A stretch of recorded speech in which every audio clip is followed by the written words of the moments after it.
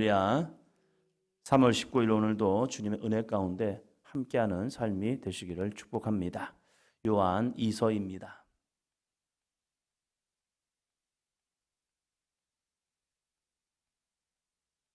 하나님이 기뻐하시는 사람, 아름다운 믿음의 사람은 어떠한 사람인가? 요한 2서 4절입니다. 너의 자녀들 중에 우리가 아버지께 받은 계명대로 진리를 행하는 자를 내가 보니 심히 기쁘도다. 아멘. 너희 자녀들 중에 우리가 아버지께 받은 계명대로 진리를 행하는 자. 우리가 하나님의 기쁨이 되길 원합니다. 우리 하나님의 기쁨이 됩시다. 라고 하면서 하나님의 말씀 없는 그저 우리들의 열망과 우리들의 목적을 위해서, 목표를 위해서 달려가면서 이것이 하나님의 기쁨입니다. 라고 할 수 없다는 거예요. 그것은 내 기쁨입니다. 그건 종교생활입니다. 우리가 다 같이 하나님의 이름을 이야기한다고 그것이 다 믿음의 길은 아니라는 겁니다. 믿음의 길은 무엇입니까? 진리의 말씀에 순종하는 자들입니다. 유대인들은 자기들이 하나님의 기쁨이 되는 줄 알았습니다. 막 열심히 했습니다. 그런데 그들은 진리 가운데 거하지 않았습니다. 그러기에 십자가에 예수 그리스도를 못 박았습니다. 중세 가톨릭은요, 하나님이 그들을 엄청 축복해 준다고 생각했습니다. 축복해 준 거 맞습니다. 그러나 이 축복을 통해서 뭘 했습니까? 세계 정복을 하려 했습니다. 수많은 식민지들을 정복하면서 그들을 밟아버렸습니다. 빼앗았습니다. 압제했습니다. 그러면서 그는 착각했습니다. 하나님이 축복해줘서 우리는 이렇게 하고 있다. 우리는 우월하고 저들은 미개한 족속들이야. 그들을 우리는 변화시켜야 해. 맞아요. 복음을 통하여 변화시키는 거지 그들의 칼과 창으로서 그들을 짓밟으면서 그들을 변화시킨 게 아니거든요. 진리를 잃어버리니까 잘못된 목표를 가지고 나아갔고 그 목표는 기독교를 기독교로 만드는 것이 아니라 희한하게 만들어버렸습니다. 그래서 식민지들의 신앙생활을 보면요, 이건 기독교인지 아니면 기독교가 아닌지, 기독교라는 이름은 가졌어요. 그러나 그들의 삶을 보면요, 진리가 없고 그저 토속신앙과 짬뽕이 되어서 이게 예배인지 아닌지, 축제가 이게 주 예수의 은혜와 사랑을 증거하는 건지 아니면 이게 무슨 축제인지 모르겠어요. 그러면서 이 진리의 말씀을 잃어버린, 그래서 거의 우상숭배 비슷한 모습으로 타락해버리는 경우가 참 많이 있는 모습을 보게 됩니다. 우리들의 신앙은 어떠하냐 이거예요. 우리가 하나님의 기쁨, 주 예수의 기쁨 되기 위해서 필요한 것은 무엇입니까? 우리가 아버지께 받은 계명대로 진리를 행하는 것입니다. 그래서 우리는 하나님의 말씀을 알려야 합니다. 진리의 말씀을 깨달아야 합니다. 그래야 세상에 미혹되지 않습니다. 그래서 우리가 말씀을 끊임없이 읽고 듣고 또한 묵상하고 그리고 가르침을 받고 배우고 가르치고 지켜 행하는 삶이 필요하다는 거예요. 예수 그리스도를 외치지만 예수 그리스도가 없는 경우가 이 세상에 참 많아요. 그래서 우리가 미혹되지 않도록 우리는 끊임없이 나아가야 합니다. 그러면 계명대로 진리를 행하는 것은 무엇입니까? 5절입니다. 부녀여 내가 이제 내게 구하노니 서로 사랑하자. 이는 새 계명같이 내게 쓰는 것이 아니요 처음부터 우리가 가진 것이라. 아멘. 그러면 진리를 행한다는 건 무엇이냐?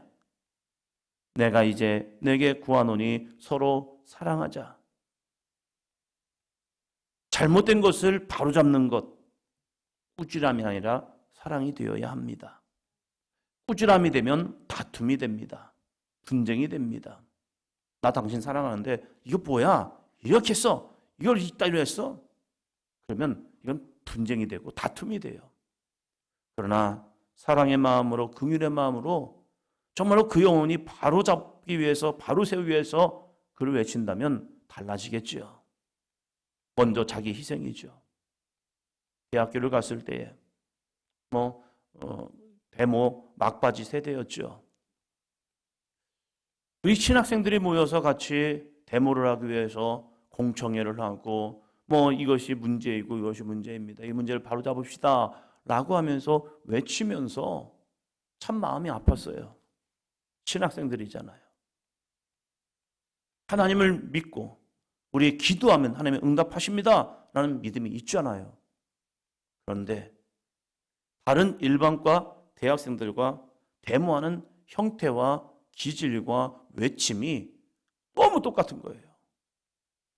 총장실을 점거합시다.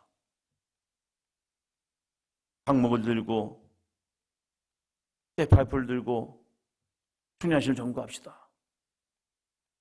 총장님도 목사님이거든요.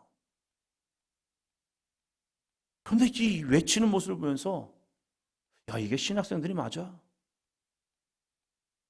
하나님의 부름받아 이 거룩한 선지동산에 왔습니다.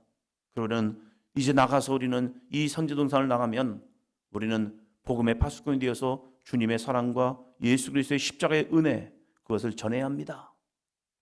그런데 이 신학생들의 외침에는 사랑도 없고 긍휼함도 없고 세상의 모습과 너무 같은 거예요. 그래서 그 어린 나이에 아니 왜 우리가 이 강목을 들라고 왜 그러느냐.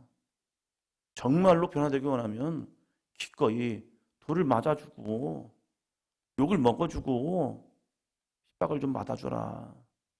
이게 믿는 자와 안 믿는 자의 세상을 향한 외침이 달라야지 않겠느냐. 어떻게 똑같은 모습으로 우리가 신앙으로서 하나님의 사랑을 가지고 나아갈 수 있느냐. 이 시대를 향한 외침도 마찬가지입니다. 세상의 외침과 우리 믿음의 사람들의 외침은 달라야 합니다. 정말 하나님의 살아계신과 역사하심을 기대하며 소망하며 무릎을 꿇을 수 있는 거룩한 삶. 이것이 진짜 세상을 변화시키는 능력의 모습이 됩니다. 기독교 역사 속에 정말 세상을 변화시킨 것은 그들의 십자가와 희생과 죽음이었습니다. 어쩌면 그것이 세상 사람이 볼 때는 야 이거 미친 짓이야. 야 너희 죽어. 너희 죽으면 끝이야. 아니요. 우리의 죽음은 끝이 아닙니다. 우리의 죽음을 순교라고 하고 그 죽음은 결코 끝이 아니라 거룩한 씨앗이 되었습니다. 그래서 우리는 이 하늘의 미랄이 되어 나아갈 뿐입니다. 너희들이 우리를 죽이느냐? 그럼 우리는 기꺼이 죽겠다는 거예요. 세상에는 되게 미련한 짓인 거예요. 아니 싸워 이겨야지. 아니요. 진리를 외치고 진리 가운데 순종할 때 하나님이 심령을 변화시킵니다. 사울을 변화시킨 것은 외침이 아니었습니다. 투쟁이 아니었습니다. 시대만의 거룩한 죽음이었습니다. 그가 돌에 맞았고 기꺼이 그를 위해 정말로 기도했습니다. 왜요? 스데반 집사님은 주님의 십자가의 사랑을 알았거든요. 내가 죄인 되었을 때에 나를 위해 죽으신 예수님의 사랑, 그 예수님의 사랑을 몸소 그 마음속에 심령 속에 가득하였기 때문에 그러나 그것으로 끝나는 것이 아니라 나를 향해 돌 던지는 저들을 향해서 무릎을 꿇고 기꺼이 돌에 맞아 주면서 그는 죽었습니다. 그것을 우리는 순교라고 말합니다. 그 거룩한 순교가 세상을 변화시켰지 투쟁과 이 외침과 혁명이 세상을 변화시킨 게 아닙니다. 하나님은 어제나 오늘이나 동일하게 살아 계십니다. 우리의 외침에는 세상을 향한 외침에는 서로 사랑하는 모습이 있느냐. 바른 것을 바로잡기 위해서 무조건 외치는 것이 세상을 변화시킨 게 아니라 정말로 사랑의 모습이요. 이것을 요한은 이렇게 말합니다. 새 계명같이 내게 쓰는 것이 아니요 처음부터 우리가 가진 것이라. 새 계명이 아니라 처음부터 우리에게 십자가의 은혜가 있었던 거다. 우리는 그 십자가를 향하여 나아가는 것이다. 그래서 제자들도 그 거룩한 순교의 길을 갔지요. 요한 외에 다른 제자들은 다 순교를 당하였죠. 그리고 그 다음 세대들도 똑같이 그 순교의 길을 갑니다. 어떻게 그 순교의 길 가냐 이거예요. 예수님의 십자가의 역사가 그들의 심령과 그들의 삶에 있었기 때문에 그 길을 갑니다. 우리들의 외침, 이 나라와 이 민족을 향한 거룩한 기도, 여기에는 서로 사랑하자가 있어야 합니다. 사랑이 빠져버린 기독교의 외침은요, 그것은 무서운 결과를 낳게 됩니다. 나는 아니죠. 아니죠. 우리도 그렇게 될 수가 있습니다. 그래서 요한은 이 요한 1서, 요한 2서, 요한 3서를 통하여서 끊임없이 얘기하는 것은 정말로 우리들의 믿음 안에 서 있고 십자가가 내 안에 있느냐 이거예요. 요한 3서에서는 두 사람을 이야기합니다. 먼저는 가이오라는 사람입니다. 가이오는 어떤 믿음의 삶을 살아갑니까? 요한 3서 1장 3절입니다. 형제들이 와서 내게 있는 진리를 증언하되 내가 진리 안에서 행한다 하니 내가 심히 기뻐하노라. 아멘. 이 가이오라는 사람은요, 진리 안에서 행하였습니다. 요한이 말하는 진리는 무엇입니까? 사랑이라는 사실이에요. 너 정말 사랑해? 너 정말 저를 사랑해? 너 정말 저 형제들을 사랑해? 정말 저 어쩌면 로마까지 사랑해? 로마는 사랑할 수 있는 존재가 아니었습니다.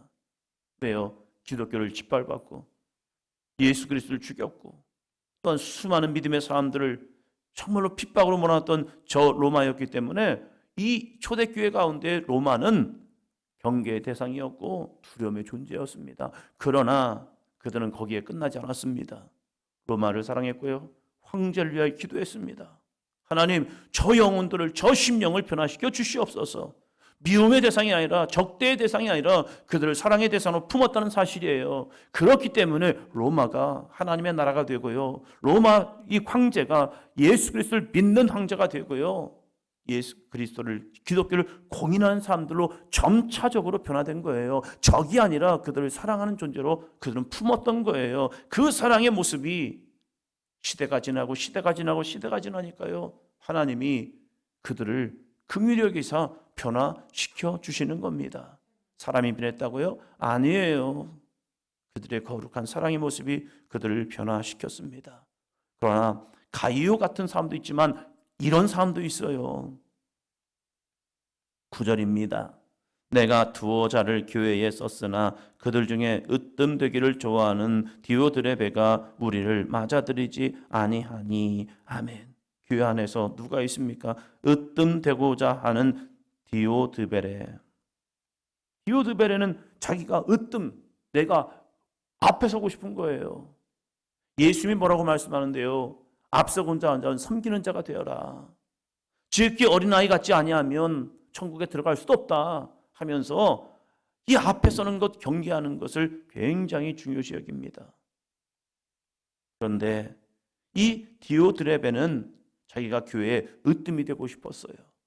그래서 뭐까지 합니까? 사도들도 맞아들이지 않습니다. 요한 사도, 이 요한은요, 초대교회 순교 당하지 않았기 때문에 요한만 오래 남았어요. 그러면 사도적 권위와 사도적 이 역사가 엄청났을 겁니다. 그런데 요한마저도 이 디오드베는요, 맞아들이지 않는 거예요. 왜요? 내가 으뜸이 되어야 하는 거예요. 내가 중심이 되어야 하는 거예요. 그래서 어떻게 합니까? 10절이요. 그러므로 내가 가면 그 행한 일을 잊지 아니하리라. 그가 악한 말로 우리를 비방하고도 오히려 부족하여 형제들 맞아들이지도 아니하고 맞아들이고자 하는 자를 금하여 교회에서 내쫓는도다. 아멘. 디오드레베도 하나님이 이야기하고 예수님이 이야기합니다. 그러니까 교회 안에 있는 거죠. 그런데 이 디오드레베가 얼마나 교만했는지, 그가 악한 말로 우리를 비방하고도 오히려 부족하여 형제를 맞아들이지도 아니하고 맞아들이고자 하는 자를 금하여 교회에서 내쫓는 거예요. 요한과 그의 형제들. 정말로 이 요한이 교회들을 방문할 때 얼마나 다른 교회들은 환대했을까요? 요한 사도요, 예수님이 하신 말씀 좀 들려주세요. 예수님이 어떤 말씀하셨죠? 또 들려주세요. 또 들려주세요. 그분이 행했던 일들을 좀 우리에게 들려주세요. 그 말을 들을 때마다 얼마나 은혜를 받았을까. 반모섬에 갔을 때 요한 사도에 대한 일화를 가이드가 설명해 주는데, 요한은 그저 예수님의 사랑, 예수님의 사랑만을 전해도 사람들이 그렇게 감동이 되고 눈물을 흘리고 그 은혜에 빠졌대요.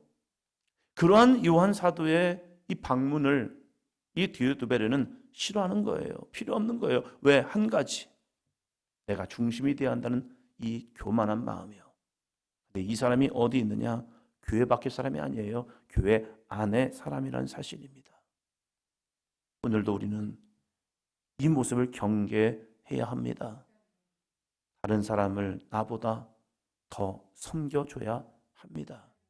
누가 나보다 앞서갈 때 내 마음에 자기가 뭐가 잘났다고 나보다 앞서갈까? 이 마음이 생기면 내 영혼에는 벌써 악한 사단 마귀가 속에 있는 거예요. 그럴 때에 예수님이 베드로에게 하신 것처럼, 사탄아 내 뒤로 물러가라. 왜 내 마음에 이 마음이 생기지? 왜 내 마음에 내가 으뜸이 되고 싶은 거지? 교회의 으뜸은 예수 그리스도인 거예요. 그리고 천국에서 큰 자가 되려면 섬기는 자가 되어야 하는 거죠. 나보다 앞서 나가는 사람이 내 마음에 볼 때에 좀 마음이 찝찝해요. 그렇구나. 내 마음에 교만이 왔구나. 저에게도 그 마음이 있더라고요. 제 마음에도 그 마음이 찾아오더라고요. 그럴 때 아니지. 아니구나. 내가 거기 또 빠졌구나. 모르게 와요. 모르게 온다니까요. 때로는 후배 목사님들이, 때로는 동료 친구들이 앞서가는 모습을 보면서 박수가 아니라 이 마음이 딱 드는 순간 이게 자연스러운 마음인 줄 알았어요. 그런데 아니구나. 내가 어느 순간에 디오드베르가 되어가고 있구나. 나를 주목해 줘야 하는데, 나를 바라봐 줘야 하는데 왜 나를 안 보고 저 사람을, 저 친구를? 그렇구나. 저도 모르는 사이에 이 사단은 제 마음속에 이 마음을 넣어버린 거예요. 그런데 우리는 그것을 정당하다고 얘기하죠. 왜? 내가 가야 할 시간이고 내가 주목받아야 하는데 왜 나를 안 하고 왜 그거지? 그렇지. 그게 아니구나. 주님, 제 안에 이 마음을 내려놓게 해주세요. 개인적으로 유기성 목사님이 참 그냥 개인적으로 다는 알지 못하지만 존경스러운 것은, 저희 연회 중에, 대한기독교 감리회 중에 중앙연회가 이천, 여주, 성남, 의정부 이렇게 쭉 해가지고 중앙연회가 있습니다. 그 연회 중에 가장 크다고 생각하면 만나인 것 같고, 두 번째가 선한목자교회이고, 그렇다고 선한목자교회 목사님 유기성 목사님은 우리 연회 활동을 안 한 게 아닙니다. 그래도 하셨습니다. 근데 김명사 목사님은 잘해요. 연애도 잘 안, 만납교회에서 연애 좀 합시다 하면 우리 뭐 바쁘고 뭐 해가지고 웬만하면 안 하셔요. 근데 선한목자교회는 감독님들이 가서 우리 좀 교회 좀 빌려서 연애 좀 합시다 하면 교회가 크고 주차할 수 있는 여건도 되고 여러 가지 조건들이 돼요. 그러니까 예 하세요 이렇게 하면서 해줘요. 그리고서 이제 여러 가지 연애의 직책도 좀 맡으셔요. 그러니까 이제 많은 분들이 감독님도 하셔야지 않겠습니까? 저는 개인적으로 감독님 하셔도 좋다고 생각을 해요. 막 서로 하기 위해서 막 아웅다웅 해가지고 하면 그냥 하세요, 다른 사람 하세요 할 수 있지만, 이제 당신 같은 분이 좀 연예 감독을 하셔가지고 연예를 좀 잘 이끄시면 좋을 것 같습니다. 그래서 거의 만장일치로 하세요 하면 그래요, 그럼 제가 하죠 뭐 이렇게 하면 되잖아요. 아무 문제 없을 것 같아요. 근데 그분은 그냥 목사로서 충분하다는 거예요. 왜? 하셔도 좋을 것 같은데? 그래서 존경을 받으시면 좋을 것 같은데? 많은 일을 감당하시면 좋을 것 같은데? 그분의 친구분들도 그 전부터 계속 감독들을 하시고 막 그랬습니다. 그런데 그건 안 하시는 거예요. 근데 하나에 들려오는 이야기가 나는 그냥 목사로서도 충분합니다. 나는 그냥 목사로 불림받는 게 그냥 하나님의 은혜일 뿐입니다. 이러셨다는 거예요. 그 얘기를 들으면서 참 사람이라는 게 뭘 하나를 이루면 또 다른 걸 이루고 싶은 또 다른 욕구와 욕망이 있는데 그 욕망과 욕구를 절제하면서 그저 목사로서의 삶 그것으로도 나는 큰 은혜입니다. 나 같은 죄인 살리시고 목사로 불러주셔서 정말로 목사로서 사명을 감당하시는 것이 참으로 은혜입니다. 그 설 수 있는 모습 그리고 거기서 딱 멈출 수 있는 모습 보면서 참 대단하시다. 때로는 우리에게도 이러한 유혹이 올 때가 있습니다. 우리가 받은 은혜가 얼마나 큰데 내 마음에 사단은 부채질을 합니다. 죄는 아닐 수 있습니다. 그러나 잘못된 욕망을 집어넣는 순간 그것이 죄가 될 수 있다는 거예요. 그래서 우리에게 이 주님께서는 끊임없이 말하는 것은 우리는 섬기는 자가 되어라.